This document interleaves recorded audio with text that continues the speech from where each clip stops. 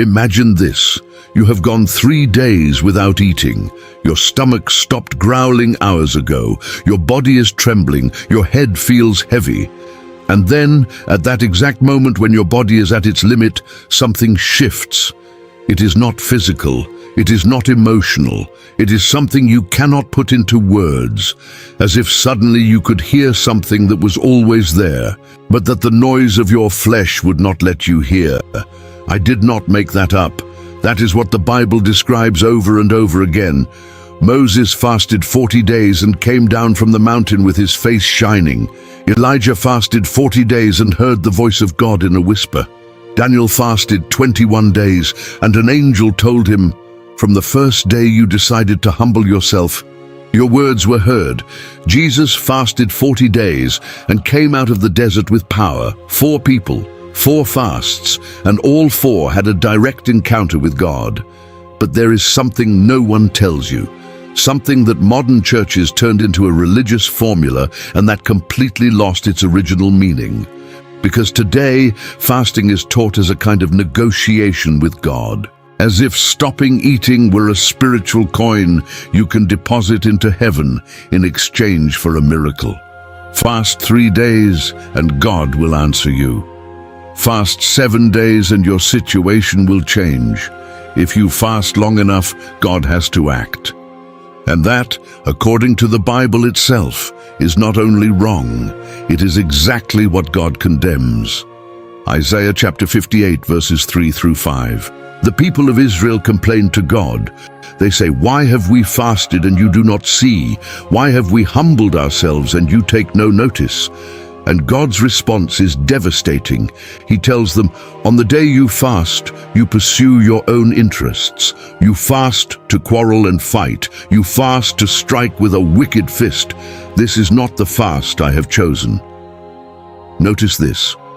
God does not say, "Do not fast." He says, "This is not the fast I have chosen," which means there is a fast He did choose, one that actually works, one that truly draws His presence. And the difference between the fast God rejects and the fast God honors has nothing to do with how many days you go without eating. It has to do with what happens inside. Fasting is a mechanism God designed so that your flesh becomes quiet and your spirit wakes up. And when you understand that, everything changes.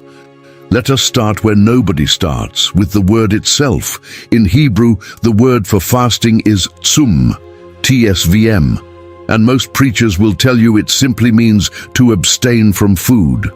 But that is only the surface. The root of sum is connected with closing the mouth, not just closing the mouth to stop eating. Closing the mouth as an act of voluntary silence before God. When Joel chapter 2 verse 12 says, "Return to me with all your heart," with fasting, with weeping, and with mourning, the word tsum appears alongside 2 words that have nothing to do with food. Weeping, mourning. Biblical fasting was never about the stomach, it was about the heart. But here is what most people ignore. In the New Testament, when the writers translate this concept into Greek, they use the word nesteia, and nesteia comes from ne, a prefix of negation, and estio, which means to eat. So far it seems simple. But the context in which Jesus uses this word changes everything. In Matthew chapter 6 verse 16, Jesus says, "When you fast, do not look somber as the hypocrites do, for they disfigure their faces to show others they are fasting." And then he says something that gets overlooked. "But when you fast, put oil on your head and wash your face, so that it will not be obvious to others that you are fasting, but only to your Father who is unseen." Did you hear that? Your Father, who is unseen. In Greek, en to crypto. En to crypto, the same word from which we get crypt, a hidden place, an underground place, a place where only you and God exist. Jesus is not giving advice on etiquette. He is revealing the spiritual mechanics of fasting. Fasting works in secret because it operates in the spirit, not in the flesh. And when you put it on display, when you use it so others can see you, you have moved it out of the spirit and handed it back to the flesh. You killed it.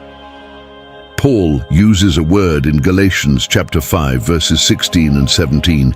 That is the key to everything. He says, "Walk in the Spirit, and you will not gratify the desires of the flesh. For the flesh desires what is contrary to the Spirit, and the Spirit what is contrary to the flesh. They are in conflict with each other."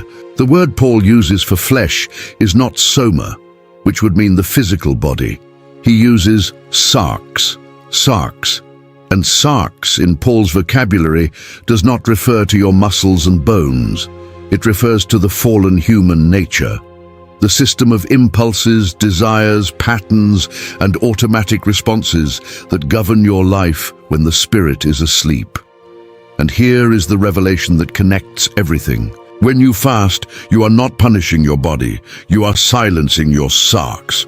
You are pausing that inner voice that constantly shouts, "Give me, feed me, satisfy me, please me." That voice that controls your decisions more than you would like to admit. That voice that tells you to open the refrigerator when you are anxious, to buy something you do not need, to respond in anger when someone provokes you. The sarx is not bad because it is physical, it is noisy. It is so noisy that it drowns out the signal of the pneuma, your spirit. And fasting is the only mute button God designed to turn down the volume of the flesh. Think about this. When Jesus fasted 40 days in the desert, Matthew chapter 4 verse 2 says that afterward he was hungry.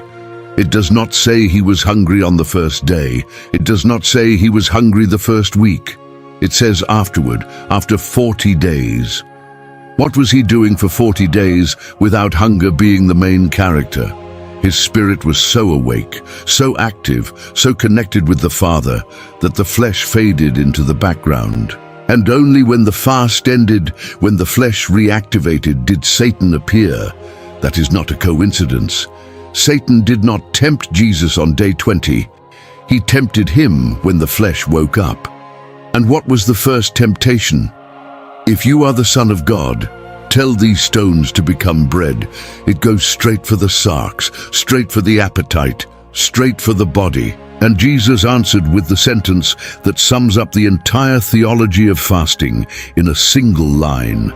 Matthew 4:4. "Man shall not live on bread alone, but on every word that comes from the mouth of God." That sentence is not a Christian slogan. It is a declaration of hierarchy. The pneuma is above the sarx. The word of God feeds something that bread cannot touch. And fasting is the process by which you reorganize that hierarchy in your own life. Now let us look at something that I find fascinating, because if fasting is simply not eating, then anyone who goes hungry would be having a spiritual experience, and clearly that is not the case. Millions of people go hungry every day and are no closer to God. So fasting must be something more than the absence of food, and the Bible confirms this in a way that no one expects. Let us go back to Isaiah 58. After God rejects Israel's selfish fasting, he describes the fast he did choose. Verses 6 and 7.